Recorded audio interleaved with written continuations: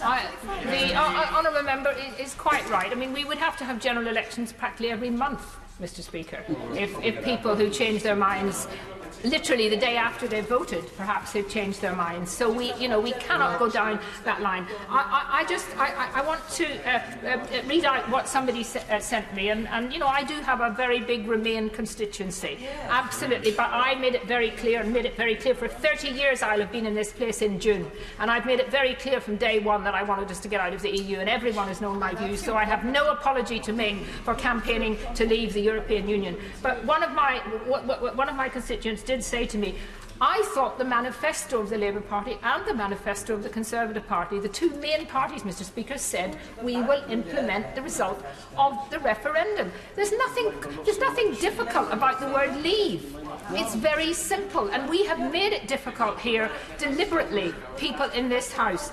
And he said to me, can we, the electorate, now expect that anything promised in a manifesto is to be honoured, that it should be written into law, that if you promise a course of action, you must follow through and make it happen?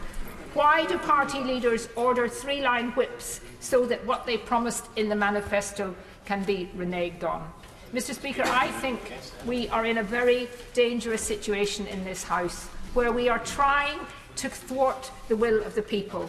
Democracy cannot be compromised with.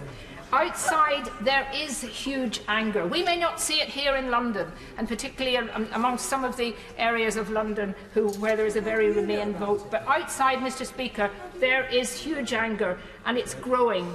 And we have backed ourselves into a hole where the only way out now is for us to either leave with a WTO agreement, or to find a way that the withdrawal agreement can actually be changed so that we can accept it, and that means there has to be a change to the backstop. I make no apology for saying that I find practically all of these amendments tonight, the word compromise is, I don't think we should be compromising with the electorate, and that's what this process here today is. And we haven't even got, Mr. Speaker, I don't make a criticism of you, but it's very unfortunate that we don't actually have Amendment E, which is the one amendment that we could have all, if we believed in the referendum, have gone through with. And anyone who votes to revoke tonight is actually saying we do not accept the result of the referendum. We never did, and we never will. So I hope that will be turned down.